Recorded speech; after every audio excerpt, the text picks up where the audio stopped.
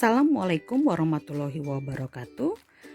Perkenalkan, saya Kemala Sandi Rosa dari SMK Negeri 4 Bandar Lampung.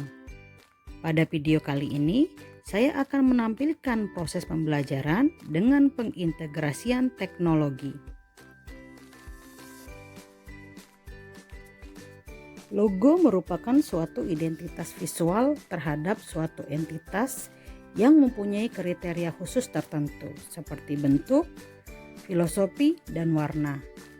Kemampuan dalam menggambar, mendesain logo dan poster secara digital merupakan skill yang harus dimiliki siswa, terlebih siswa jurusan pemasaran.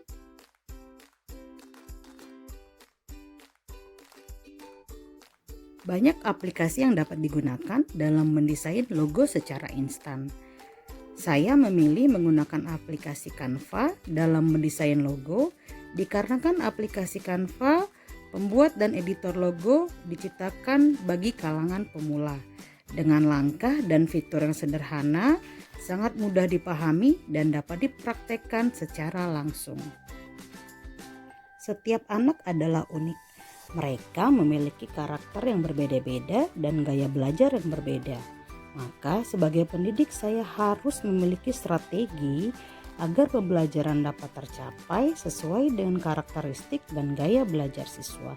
Oleh karena itu, saya melakukan asesmen diagnostik di awal kegiatan pembelajaran. Dari hasil asesmen yang telah saya sampaikan kepada siswa, di situ terlihat ada beberapa kelompok gaya belajar dari siswa. Ada gaya belajar, ada kelompok belajar auditori di mana saya menjelaskan secara verbal atau secara langsung kepada peserta didik terkait materi pembuatan logo dan poster. Sehingga mereka dapat memahami dan bisa melakukan atau mencatat langsung terkait materi yang telah saya jelaskan kepada peserta didik. Kemudian ada kelompok belajar visual, di mana mereka melihat secara langsung tentang tutorial pembuatan poster di YouTube. Kemudian ada gaya belajar kinestetik. Di gaya belajar ini mereka dapat melakukan secara langsung atau praktek secara langsung terkait pembuatan logo dan poster. Dalam pembelajaran berbasis proyek, pasti memiliki kendala. Ada yang secara langsung bisa mendesain logo, kemudian ada yang merasa kesulitan dalam mendesain logo dan poster. Sehingga saya meminta teman yang telah selesai untuk membimbing teman yang belum memahami secara penuh dalam pembuatan logo dan poster.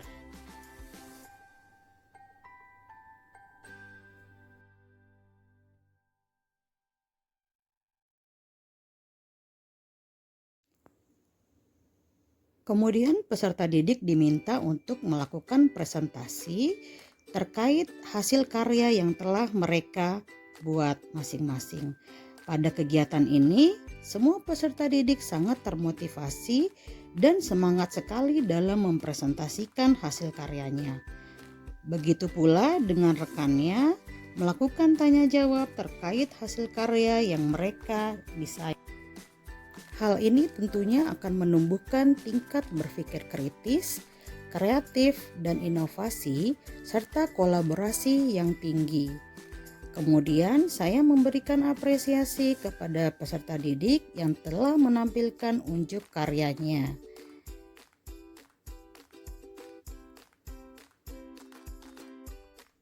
Berikut adalah hasil karya yang telah didesain oleh seluruh peserta didik dengan penuh semangat dan penuh kreativitas.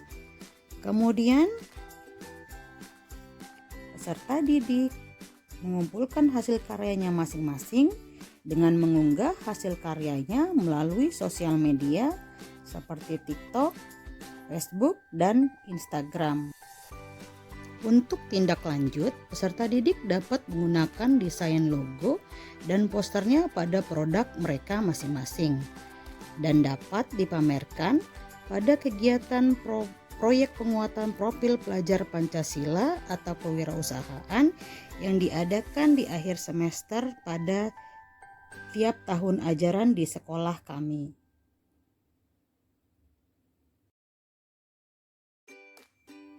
Melihat peserta didik sangat senang dalam proses pembelajaran, saya sebagai guru merasa sangat bangga pada mereka. Dan saya merasa sangat senang pula karena bisa meningkatkan skill mereka. Dan yang utama adalah peserta didik merasa senang dalam pembelajaran tanpa adanya perasaan tertekan, bosan, dan menyerah terkait proyek yang mereka lakukan masing-masing. Di sini saya belajar bahwasannya dengan keunikan mereka masing-masing dan strategi yang tepat pasti akan menghasilkan suatu karya yang sangat baik sekali, terutama bagi peserta didik dan bagi saya sebagai seorang guru.